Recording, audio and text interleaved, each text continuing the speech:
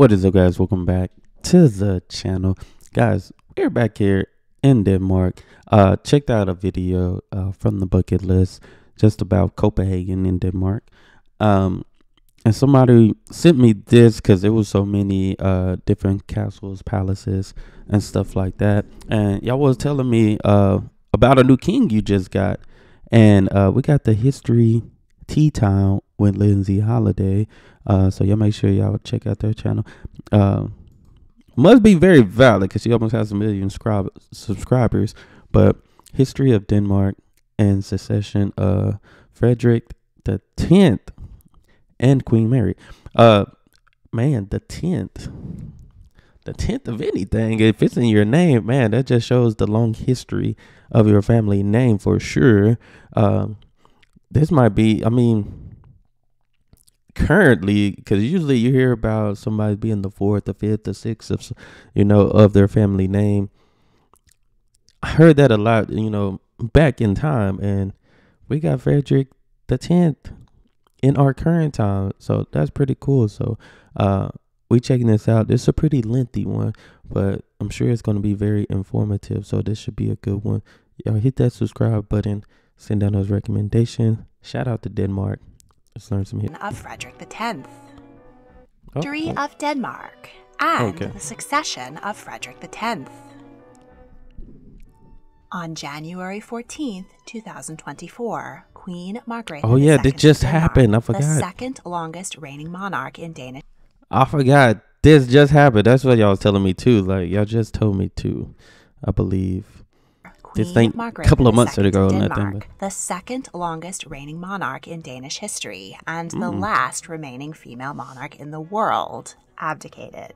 She handed the throne to her son, who is now King Frederik X. Let's take a look at the history of this small but happy Scandinavian country and meet the most significant rulers of Europe's oldest monarchy. Along the way, we'll see how their crown jewels were crafted and how their coronation rituals changed. Finally, I'll cover how the succession of King Frederik X and Queen Mary was just celebrated. Despite many news outlets calling this event this is very recent. Sure, what the 14th was today. I think today is the 25th. So, about 11 days ago, 10, depending on what time it is.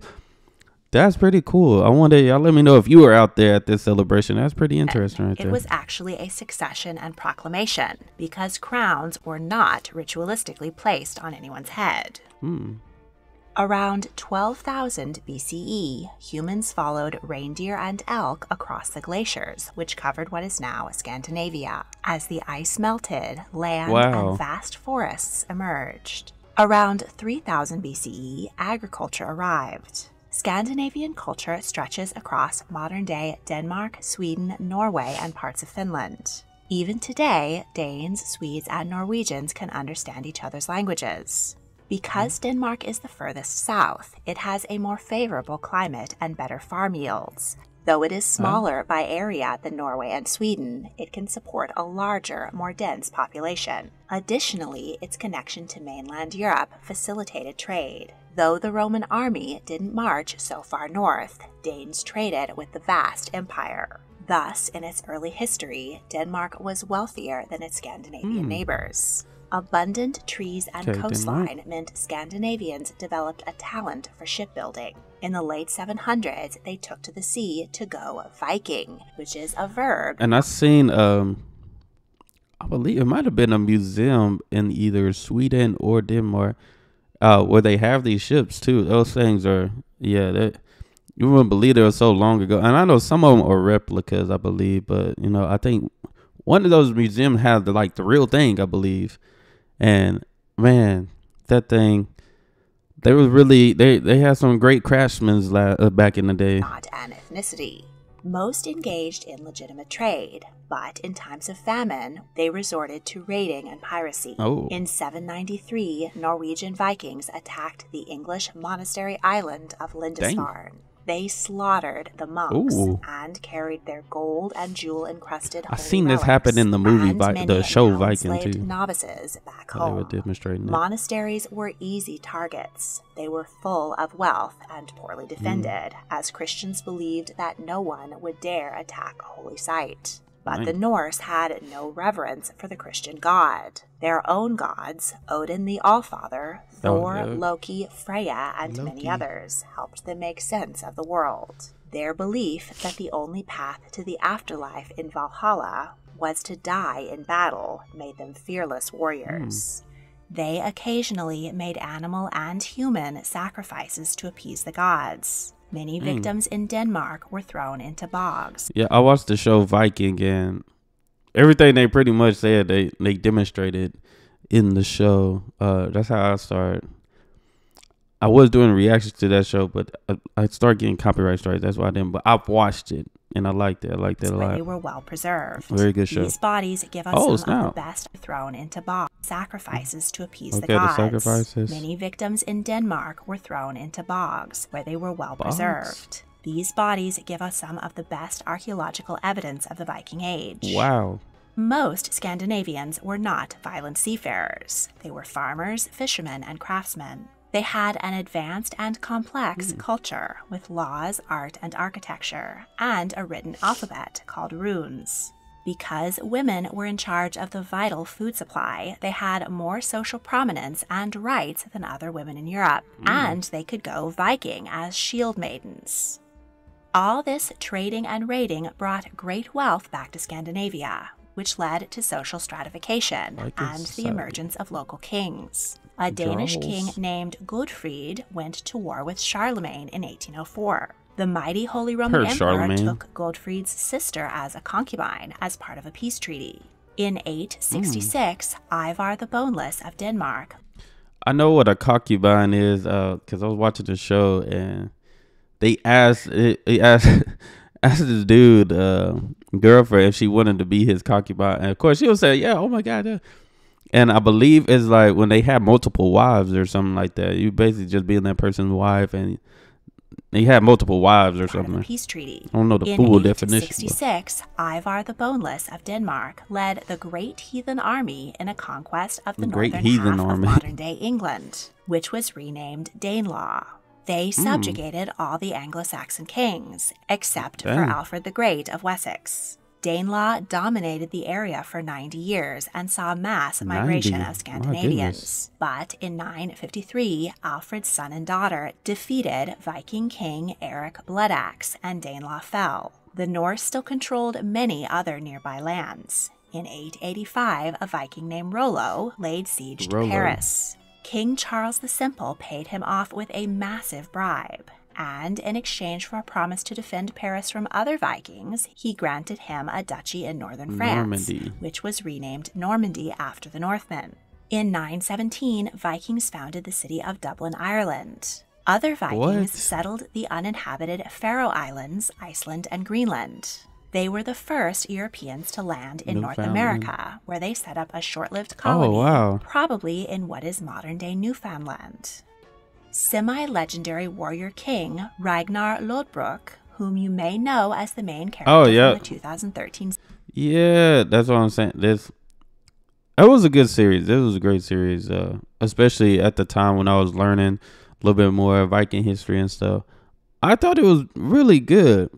You know, of course, it's Hollywood, so they over-exaggerate certain scenes and, you know, or make it seem like they did something that they probably didn't back then, but it was pretty well put together series. Ragnar Lodbrok, whom you may know so as I didn't know the name was from the 2013 real. series The Vikings, became famous for attacking both the Anglo-Saxons and the Franks. His descendant, Gorm the Old, emerged as the first historically verifiable king of Denmark in 936. Okay. He was the founder of the oldest monarchy in Europe, which is still in existence today.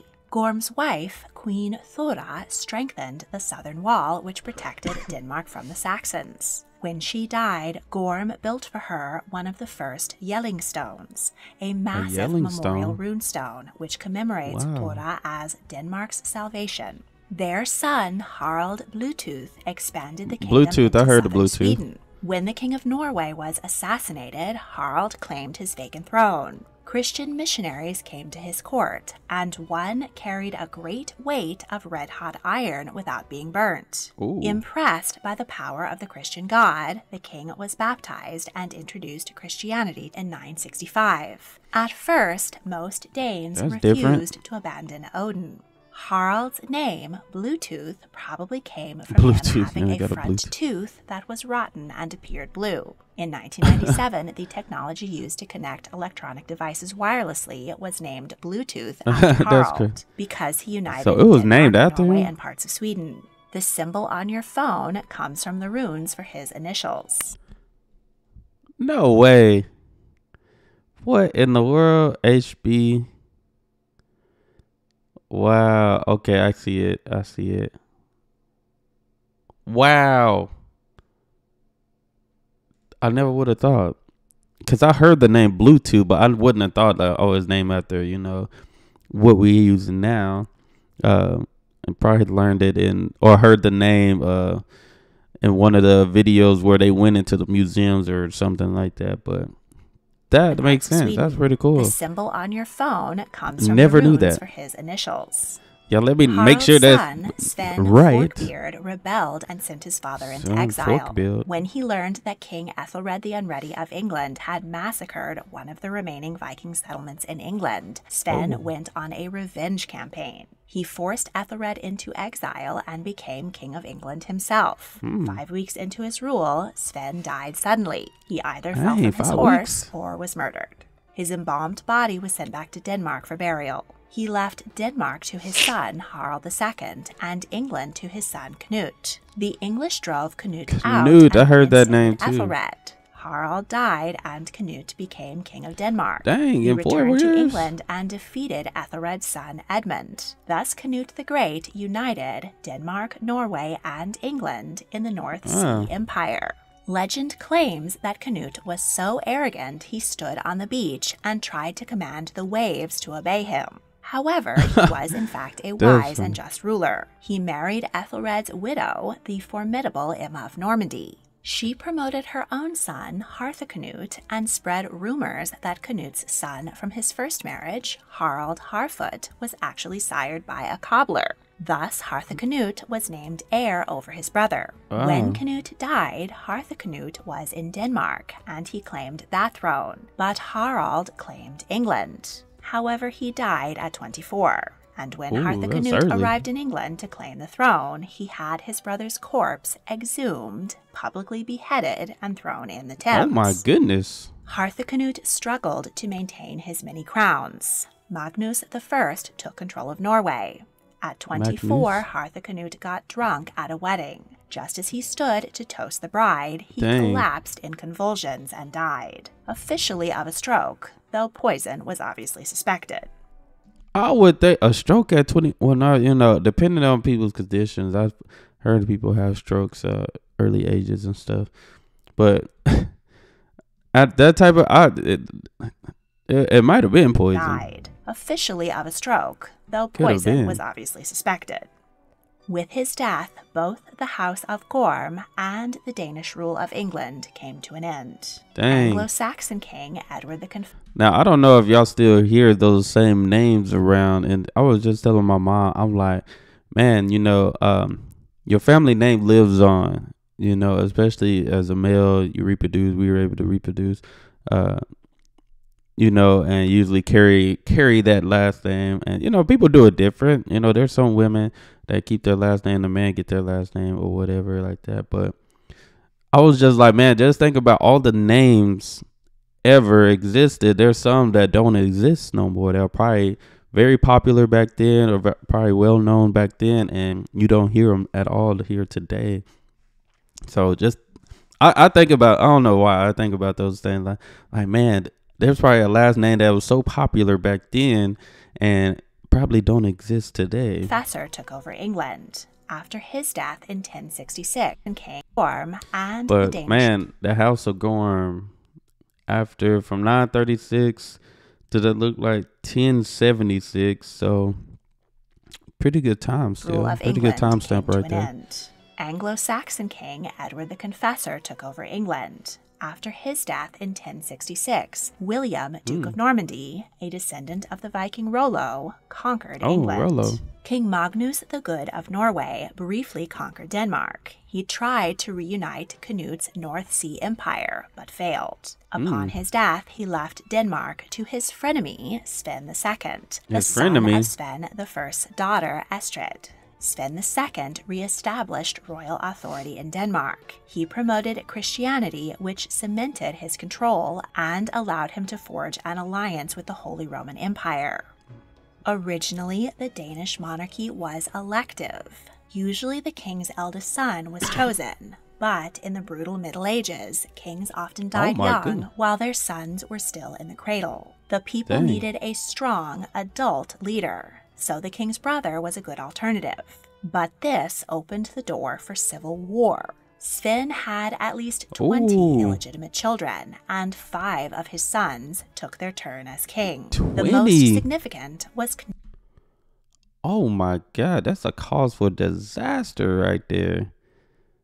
Man, I can just imagine what they're about to say with these 5. 5 of his sons took their turn as king. The most significant was Canute IV. He was devout and taxed the people heavily to build churches and monasteries. He wanted to reclaim England from William the Conqueror and assembled a fleet of 1,000 ships. But he was held up in the Holy Roman Empire and running late. The peasant sailors needed to return home for the harvest and grew tired of waiting. This thwarted invasion in 1086 is considered the end of the Viking Age. Oh, wow. When Canute finally arrived and found the men gone, he was furious. The king set a massive tax on every sailor and soldier, infuriating his people. With murderous rebels on his heels, the king ran to St. Albans Priory. The mob paid no heed to the sanctity of the church. They stormed in and struck Canute on the head with a rock, then stabbed him to death. When Queen Adele came to take Canute's corpse, a light allegedly shone around the church. Canute IV was canonized and later named the patron saint of Denmark. In the 70 years that followed, bloody civil war rocked the country as the many sons of Sven II and their descendants fought over the throne. Eric III ruled for a decade, but abdicated and retired to a monastery. He was the only Danish monarch to voluntarily abdicate until Margrethe II in 2024. Cousins Sven III, Valdemar I, and Canute V came to peace terms and decided to split the kingdom between them. At a banquet celebrating the treaty, Canute stabbed Sven to death and wounded Valdemar. The event is known as the Blood Feast of Roskilde. Valdemar narrowly escaped, but he came back at Canute with his army. Canute tried to flee the battlefield, but his just imagine being at dinner and it's your last dinner. Horse got stuck in a army. Canute tried to flee the battlefield, but his horse got stuck in a bog, and he was murdered by furious peasants. Valdemar the Great thus gained control and stabilized the kingdom. He reestablished Danish power in the Baltic Sea and built the first castle on the site of Copenhagen. His son, Valdemar II, launched crusades and claimed territory in Pomerania and Estonia. According to legend, the Danish flag fell from heaven this around that battle. time. So this is around that time. And what is this? 1202, 12. So, yeah, because I do know, just doing a lot of history and facts about Denmark, apparently, you know, one of the oldest flags that still exists today. At least I think that's what it holds the record. It's the oldest flag ever. Launched crusades and claimed territory in Pomerania and Estonia. According to legend, the Danish flag fell from heaven during a battle in 1219. Could you just imagine how? It is the oldest flag still in existence today. The king was defeated and returned home to write a code of law which banned trial by ordeal. He introduced the feudal system, which concentrated power in the hands of the nobility and took rights and wealth away from the peasants. Dang. Upon his death, his sons with Berengaria of Portugal went to war over the throne. Eric V made enemies among the nobles and was forced to sign a Danish version of the Magna Carta. But they weren't satisfied, and the king was stabbed 56 times by an unidentified assassin. Oh my goodness. Christopher II spent lavishly on 56 times is insane. By an unidentified assassin. Christopher II spent lavishly on feasts during famines, and a peasant revolt broke out. He mortgaged his nation to German nobles who took over after his death. For 8 years, Denmark had no king. But when the most powerful count was assassinated, the rest decided they did want the protection of a king, so they elected Christopher's son, Valdemar IV. During his reign, a ghost ship washed up on the shore of Jutland. Locals found only corpses with swollen black faces. They stayed long enough to carry away the valuable cargo and fleas which carried the bubonic plague. As the disease burned its way through Denmark, King Valdemar had an easy time re-establishing royal authority over his decimated people. When his only son died, he and Magnus IV, who was king of Norway and claimed Sweden, hatched a plot to unite their kingdoms. Valdemar's daughter, Margrethe, wed Prince Haakon of Norway, and they had one son, Olaf, who inherited both thrones by the age of 10. Margrethe was his regent and was competent, wise, and well-respected. King Olaf died at the age of 16. It was rumored that his mother had poisoned him, but this is unlikely. Dang, that would have been horrible. Margrethe became the first queen regnant of Scandinavia. She conquered Sweden and in 1398 united all 3 kingdoms, plus the Faroe Islands, Iceland, and Greenland, in the Kalmar Union, which was dominated by Denmark for the next 125 years. Wow. Check out my video on Margrethe I. 125 years. She died at 59 and passed the throne to her great-nephew, Eric of Pomerania. He lacked her talents and was deposed in favor of his nephew, Christopher of Bavaria. He died childless at 31, so the Danish lords elected Christian of Oldenburg, who descended from 3 previous kings, Eric IV, Abel, and Eric V. He brought Schleswig. So this is, because I know it's kind of, I wouldn't say just giving people, but, you know, it's showing and, you know, but, man, just imagine, like, in those days, just how everything went, just the switches of having, you know, different kings. Because some of those, the least I probably seen, if I was, you know, based on when they died, when they was ruling, when they died and stuff. I think it was like 2 to 4 years if I seen. But that's just like here in the state, we switch the president at least, every 4 years, and that's if they get reelected, and they're there for another 4. So, you know, you get the total of 8, but it just switches on and on and on. But I mean, man, these are, I couldn't live in these times. No, back in those times. That was it. But I mean, if you think about the mindset, your mind would be adjusted to that time. So, you know, of course, now my mind adjusted to here today's age. But man, if I had my mindset now and was going back in those times, I wouldn't make it at all, man. But this is a long history, and how they lined it up, this is good. The previous kings, Very Eric informative. IV, Abel, and Eric V. He brought Schleswig-Holstein under the control of the Danish throne. For good measure, Christian married Christopher's widow, Dorothea of Brandenburg. Oh, wow. Sweden became increasingly resentful of Danish control and fought numerous battles for independence. Christian II managed to reconquer Sweden, but ordered 100 Swedish nobles and churchmen to be hanged or beheaded during the Stockholm bloodbath. One of the survivors, Gustav Vasa, led a successful rebellion and was named king of the newly independent Sweden in 1523, ending the Kalmar Union. Danes were furious over the loss of Sweden and deposed Christian II in favor of his uncle, Frederik I. From this point on, Danish kings alternated between the names Frederik and Christian. So this is where Frederik come into play right there. So the first Frederick, 1523. Wow.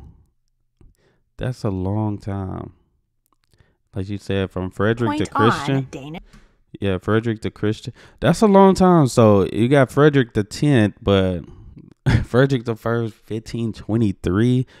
Wow. Danish kings alternated between the names Frederick and Christian. During his reign, the ideas of German monk Martin Luther came to dominate Denmark. Many Danes who resented the church's constant demands for tithes were receptive, and Bibles printed in Danish sold out. The king was on board and was eager to reclaim church lands. He increased the crown revenue by 300%. Armed with the royal decree, Danes across the country forced monks out of their monasteries and removed statues, paintings, and relics, much as their Viking ancestors had done, but with considerably less murder. Church leaders weren't happy to see their wealth and power dismantled. When Frederick I died, the state council, which was controlled by bishops, refused to recognize his son, who was a staunch Lutheran, as Christian III. The deposed king, Christian II, took the opportunity to invade. Christian III defeated his cousin and slaughtered 2,000 Catholic peasants who had supported him.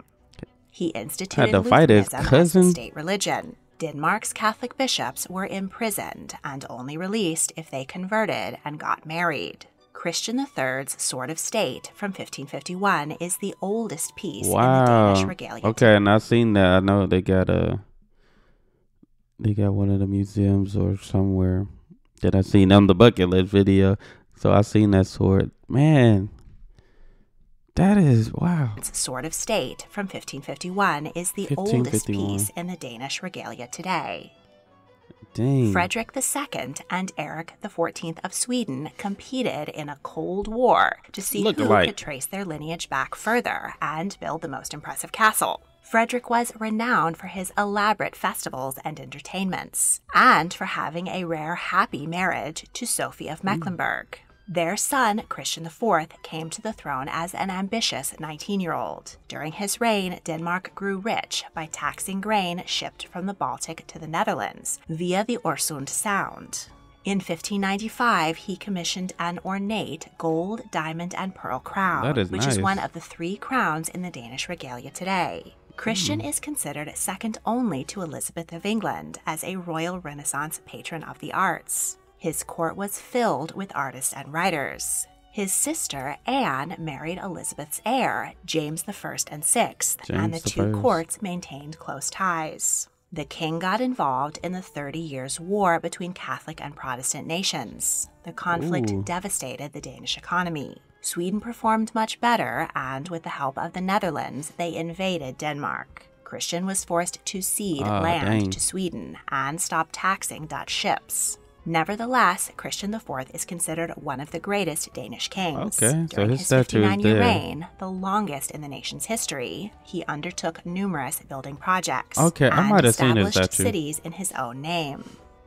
During the frigid winter of 1658, the sea between Sweden and Denmark froze over. Charles X Gustav of Sweden marched his army across the ice and forced Denmark to give up their last holdings in Sweden.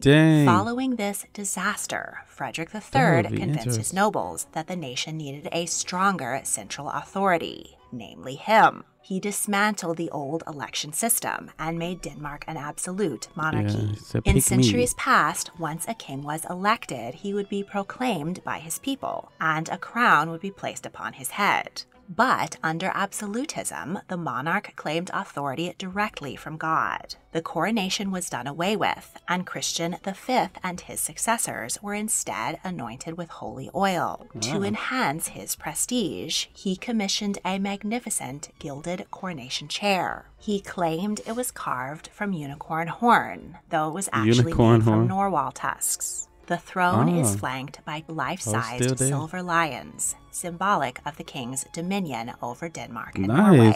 When Christian V entered St. Mary's Cathedral to be anointed, he wore a spectacular, newly made golden crown, studded with diamonds, sapphires, spinels, and garnets. The mound is blue enamel, representing the world under the cross. It is a closed design which symbolizes a greater authority than the open crown worn by elected kings. This crown is the centerpiece of the modern regalia. How many crowns are and there? only leaves its display case at Rosenborg Castle to be placed on a monarch's coffin.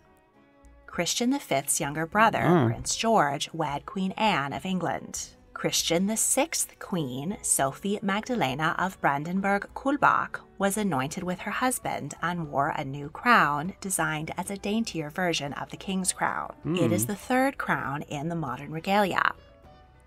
During Christian VI's reign, the nobility were eager to enrich themselves with cheaper labor, so they turned the free peasants into serfs who were bound to the land and had few rights. Because the people had no incentive to perform more than the bare minimum, agricultural yields were low and the plan backfired. Both Frederik V and Christian VII were kings in name only. The father was alcohol dependent and allowed his ministers to govern. The son was incapacitated by mental illness. His regent, a German doctor named Johann Struensee, attempted to introduce Enlightenment reforms, including freedom of the press and religion, but the people were resistant. Johann also took His Majesty's place in the bedroom and conducted an affair with his queen, Caroline Matilda of Great Britain. Christian divorced her and ordered Johann beheaded and quartered. Oh my goodness! Corpse was publicly displayed. After 12 years of crazy chaos, death. Reformers, influenced by the ideals of the French Revolution and aided by the Crown Prince Regent, later Frederick VI, ended serfdom, expanded civil rights, introduced universal education, and strengthened the economy through free trade. A decade of peace was ended abruptly by the Napoleonic Wars. Denmark was neutral, but Britain feared that their navy would be captured by the French, so they attacked Copenhagen and wiped out the fleet in 1801. I think I've seen that. Sweden sided with France, and when their dynasty ended, they installed a French soldier, Jean-Baptiste Bernadotte, as the new king. He defeated Denmark and forced them to give up Norway after 400 years of union. Frederick VI had only daughters, so the throne passed to his cousin, Christian VIII. His reign was considered a golden age for Danish intellect. See, that kind of... So, Frederick VI... I wonder... Oh, no, that makes sense. I was about to say, could you see how it went from Frederick... So, this is still Frederick. The Fredericks and Christians are still family, basically, when it comes to it. At least that's what it seemed, because he said his cousin, which then it looked like he had either a son or another cousin that's right here that's Frederick. So maybe that's what I'm thinking. So they're still part of a family tree. Christian and Frederick still part of a family tree together. His reign was considered a golden age for Danish intellectualism. Author Hans Christian Andersen, philosopher Hans Christian Andersen, heard the name, and sculptor Thor Wilson became world famous. Frederick VII came to the throne in 1848, a year in which revolutions swept across Europe. To avoid bloodshed, the new king acquiesced to the bourgeoisie and agreed to give up his absolute power in favor of a constitution. Thus, he was never anointed, and the tradition died out. From then on, new monarchs were merely proclaimed from the balcony of Christianborg Palace. Frederick VII was married to Frederick VI's daughter, Wilhelmine Marie, but his cruelty and womanizing made for an unhappy union. They divorced, and he wed a German princess with the same result. His third wife was his mistress, a ballet dancer named Louise Rasmussen. They were happier. He was looking for the women. No children to show for his 3 marriages. So his distant cousin, whose royal descent went all the way back to Christian III, became King Christian IX. He founded the house of Schleswig-Holstein-Sonderburg-Glücksberg, usually shortened to Glücksberg. His reign saw Denmark industrialized. Reign for Christian a is good often minute. called the father-in-law of Europe because his wife, Louise of Hesse-Kassel, arranged advantageous marriages for many of their children. Check out my episodes all about them. What? Their daughter, Alexandra, wed Edward VII of the UK. Dagmar married Tsar Alexander III of Russia, and Tura, the Crown Prince of Hanover. Their She had a second son plan. was elected King George Wow. I of Greece. His descendants reigned there until the monarchy was abolished. She was spreading them seeds into different royalties around George here. I of Greece. His She had a descendants plan. reigned there until the monarchy was abolished in 1973. One member of the Greek and Danish branch was Prince Philip, the husband of Queen Elizabeth II of the UK. Wow. So King Charles III is technically a member of the House of Glucksberg, though he has decided to stick with his mother's dynasty name of Windsor. Christian Wow. IX's eldest son, Frederik. Man, you just don't know. Like, that's why I'm saying with the family tree, like, things can date back to this person oh my goodness. Man, they said something there, but it just goes to show a history just in time. You just never know who bloodline probably went there. Mother's dynasty name Man, of that's Windsor. crazy. Christian IX's eldest son, Frederik VIII, was kept politically impotent until his father died at the age of 87. He only got 6 years to enact liberal reforms before he died of a heart attack at 68. In 1905, his second son was elected King Håkon VII of a newly independent Norway, and his descendants continue to reign there today. In 1918, Iceland became a sovereign state, but they kept Christian X as their king until 1944. To avoid revolution, he was forced to split Schleswig-Holstein and hand the southern half to Germany. In 1940, Denmark accepted that they had no chance of holding off the Nazis and surrendered to occupation. Christian X rode his horse through Copenhagen daily to inspire his people to mental resistance. He personally funded the evacuation of Danish Jews and lived to 1947, long enough to see the Nazis defeated. Frederik IX served in the Navy and had the tattoos to prove it. His reign saw the transformation of Denmark into a booming modern economy. He wed Princess Ingrid of Sweden, who modernized the royal family and did away with outdated court customs. They had 3 daughters, so Frederik changed the succession from agnatic to male preference primogeniture, so his oldest child, Margrethe II, could succeed him in 1972. I covered the lives of both Margrethe II and her son that's in where last she week's comes episode. in. Okay. So let's skip ahead to the events that just occurred in Copenhagen to celebrate the end of Margrethe's reign and the succession of her son, who is now King So she Frederik just retired. X. On Sunday, January 14th, 2024. Mind blown. But man, that's a lot. When she reigned for a long time and decided to retire. A cold, gray, and snowy day, thousands of people lined the streets of Copenhagen to catch a glimpse of the royals as they rode from Amalienborg Castle to Christianborg Palace. Queen Margrethe traveled in a state coach drawn by 6 white horses and escorted by a mounted squadron.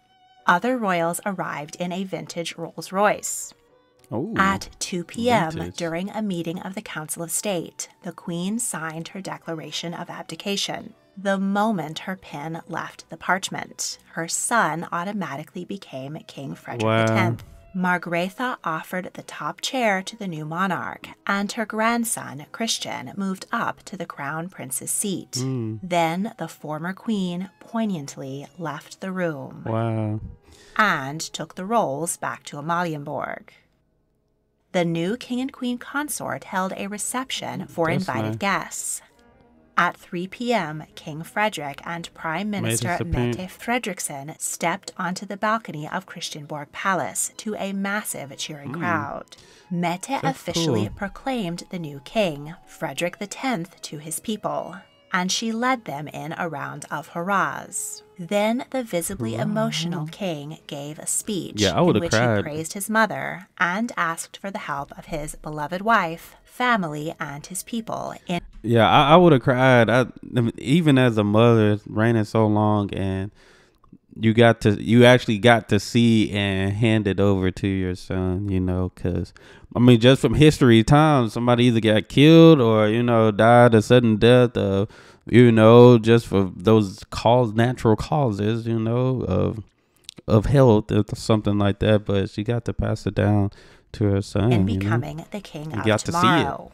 Wife Got and to live family it. joined him on the balcony for a wave.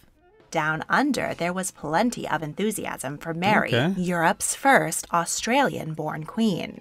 In the past, Oh, wow. proclamations have come within hours of the death of a monarch. Thus, mourning female royals have always worn black. But as this was a rare, joyous occasion, Queen Mary went with white, a I never knew deeply that. historic color for coronations and proclamations. Since ancient times, royal women have been wearing white, symbolic of purity and divinity. Queen Camilla, Princess Catherine, and other royal women wore white to King Charles III's coronation last year. Okay. It has also been the inaugural ball gown hue of choice for U.S. First Ladies since Dolly Madison in 1809. To learn more, check out my video on the history of coronation fashion. New borrowed and blue. Interestingly, Mary's eldest daughter, Princess Isabella, wore the other Danish flag color, red, while her three siblings all donned navy blue.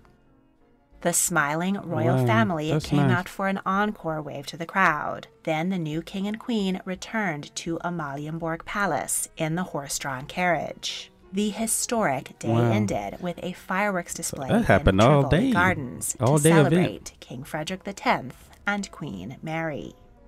If you the enjoyed this queen is video, tied. please like. Man, this was very, very informative. Man, like the history, the fun facts. Not even just the fun. Man, this was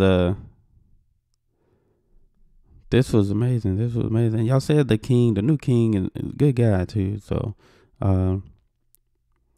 man, just to be able to witness something like that would be even cool. But no, I enjoyed this. This was new to me, in the terms of when it comes to the kings and queens and stuff like that. Because of course, growing up, we just had presidents. So, but yeah, this was a lot. This was a lot to take in. A lot of information.